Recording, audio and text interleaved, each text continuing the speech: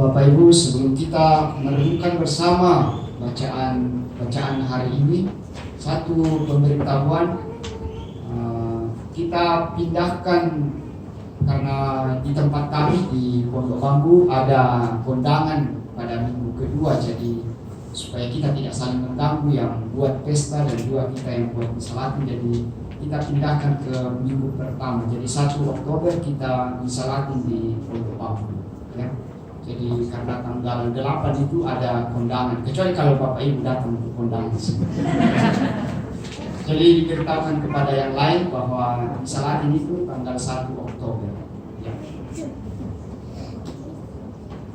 Dan minggu ketiga tetap di sini. Jadi itu pemberitahuan. Nah, apa yang bacaan Injil hari ini kita dengarkan, ya kan? Kita lihat detailnya. Dikatakan di situ bahwa pada suatu hari Sabat, Yesus datang ke rumah salah seorang pemimpin dari orang-orang Farisi untuk makan di situ. Jadi ini terjadi pada hari Sabat, di mana mungkin kita berpikir bahwa pada hari Sabat itu tidak boleh melakukan apa-apa, ya kan? Padahal di sini dikatakan Yesus sedang berkunjung, dia pergi jalan-jalan. Nah, lagi seorang pemimpin dari orang Farisi. Orang Farisi itu dikenal orang yang paling taat dengan hukum Taurat dan lain sebagainya. Tetapi sepertinya ini mau mengatakan apakah Yesus seorang provokator? Dia mengatakan ya sekarang mau bilang apa, saya mau datang kunjungi kamu kan? Tentunya dia diundang karena dikatakan dia datang untuk makan di situ. Nah, jadi kalau tidak mungkin sering mendengarkan tentang Sabat itu, kadang-kadang kita pikirkan sesuatu yang menyedihkan. Tetapi kalau dilihat dari bacaan Injil hari ini di pendahuluan itu, sepertinya hari Sabat itu hari yang menyenangkan. Bisa kita mengunjungi yang lain, makan di tempat di orang lain, ya kan, ada undangan. Jadi sesuatu yang menggembirakan sebenarnya. Ya, jadi tidak terlalu kita mengatakan tidak boleh melakukan sesuatu yang ini dan yang itu, tetapi sesuatu yang menyenangkan, penuh dengan sukacita. Nah, yang kedua, kita lihat orang Farisi. Ini kan seperti kita sudah lihat tadi, apakah Yesus itu provokasi mau mengatakan sesuatu, tapi kita bisa lihat ternyata Yesus itu mencintai semua orang, termasuk yang dia suka kritik, ya kan, yang berseberangan pandangan. Yesus tetap pergi ke sana. Jadi Yesus itu datang atau terbuka untuk semua orang.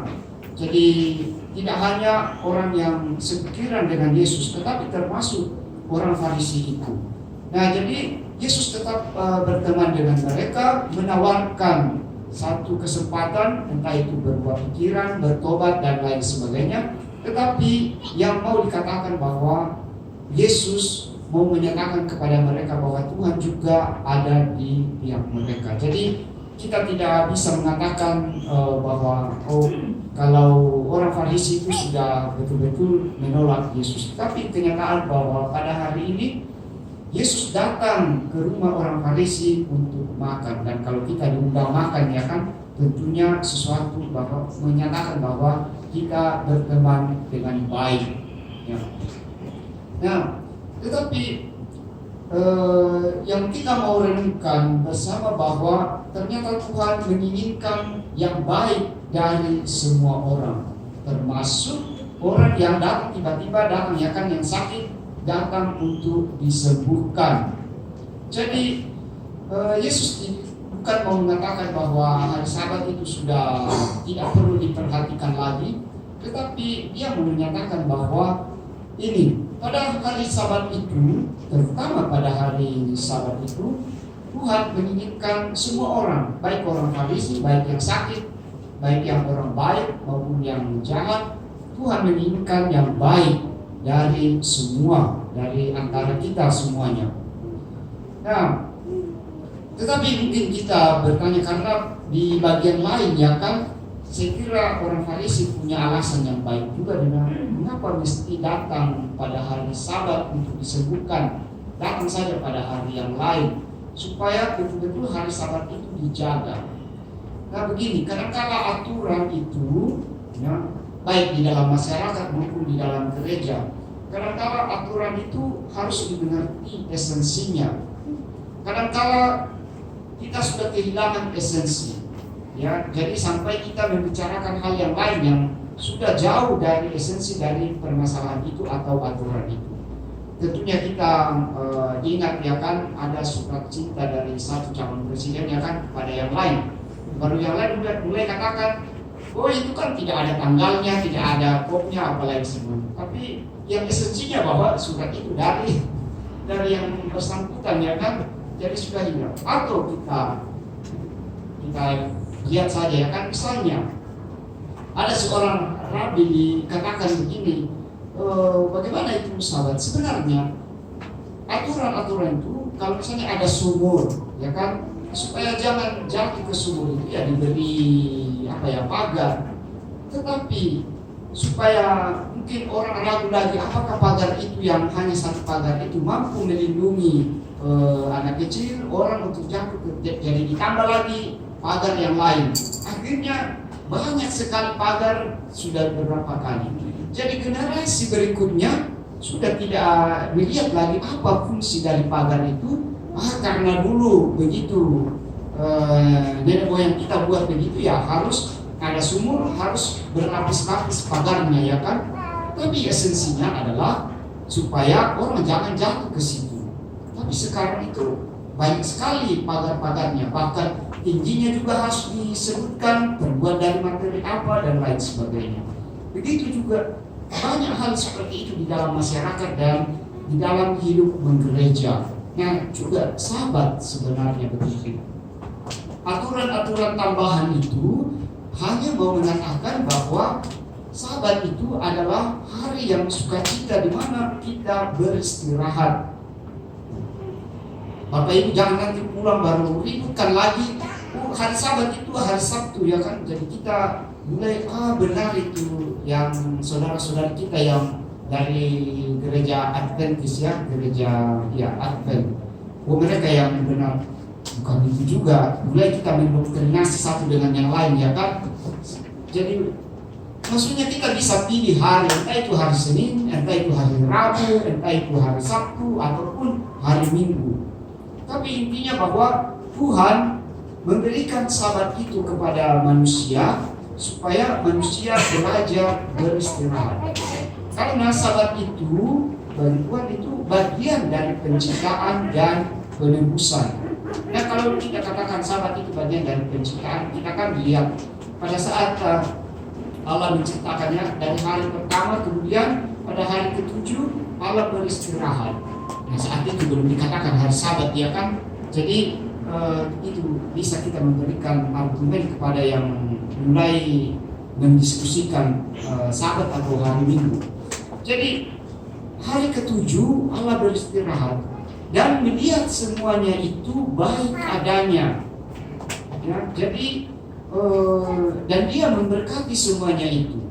Jadi betul-betul Allah menginginkan kita supaya kita beristirahat, menikmati apa yang Tuhan berikan kepada kita. Jadi puncak dari semuanya itu. Biasanya kan dalam kehidupan sehari-hari, saat kita bekerja, saat kita melakukan sesuatu, kita belum mengerti maknanya, belum menikmati. Hanya saat kita berhenti, baru mulai berpikir-pikir, oh ternyata apa yang saya buat itu adalah baik, ya kan? Atau saat kita selesai menikmati, oh ternyata masakan ini enak, ya kan? Tidak pada saat makanan ada di mulut baru kita bicara, ya kan? Tidak mungkin. Saat selesai semuanya baru kita seolah mengatakan, oh ternyata enak, ternyata hari ini berlangsung dengan baik. Jadi itu bagian dari penciptaan. Dan kita tahu ya kan, ilmu sekular mengatakan bahwa istirahat itu penting, karena di saat itu segala sesuatunya menjadi lebih baik, berkembang lebih baik, bertumbuh lebih baik.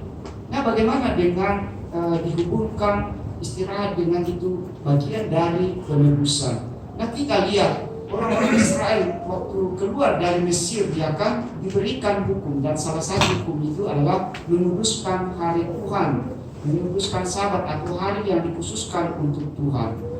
Nah ini supaya apa? supaya karena Allah sudah menciptakan itu, alasan lainnya supaya orang-orang yang entah itu yang kita pekerjakan atau yang kita bekerja dengan orang lain itu bisa beristirahat, jangan menjadi budak dari pekerjaan. Jadi betul-betul itu sesuatu yang membebaskan kita dari apa yang tidak perlu, ya, termasuk bekerja. Makanya pernah satu kali dalam diskusi, karena di Eropa, terutama Prancis saat itu orang sudah mulai membuka toko, ya, dan hiburan-hiburan. Akhirnya para uskup katakan, kita hari Minggu itu bukan hanya untuk orang Kristen, maksudnya baik untuk orang Kristen, tetapi baik untuk manusia. Kita harus beristirahat dari produksi dan beristirahat dari konsumsi. Jadi mereka betul-betul mengatakan kita diberikan waktu 6 hari untuk bisa buka toko, untuk bisa bekerja.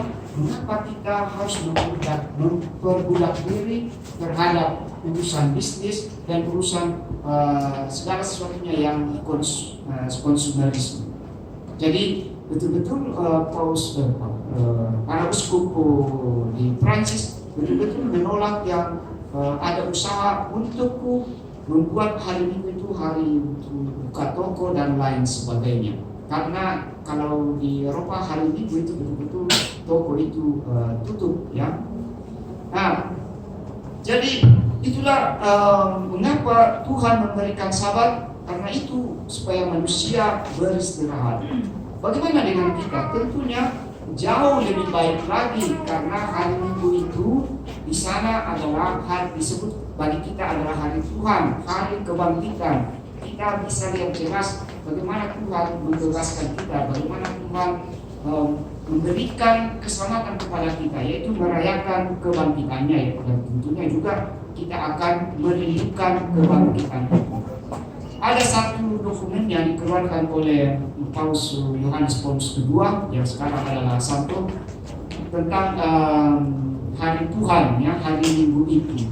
Dia katakan selain kita pergi ke gereja untuk memuliakan Tuhan, untuk bersekutu dengan Tuhan, ya kan? Tapi diingat bahwa itu juga hari yang untuk berbagi kepada yang lain. Maka tidak ada salahnya hari Minggu itu adalah bisa juga kita sebut hari keluarga, di mana kita bisa saling lebih akrab satu dengan yang lain, ya, satu dengan yang lain. Mungkin memang ada bapak ibu yang karena pekerjaannya, ya kan, tapi bisa tentukan hari yang lain di mana bapak ibu bisa akrab atau meluangkan waktu yang lebih lama untuk keluarga. Nah, kemudian bagi orang-orang yang kesepian, orang yang tua, orang yang sakit, kesempatan untuk kita mengunjungi mereka, seperti yang dilakukan Yesus hari ini, ya kan? Di situ dia mengunjungi mungkin sahabatnya sebenarnya, ya kan, pergi makan dengan mereka dan juga menyembuhkan orang pada saat itu.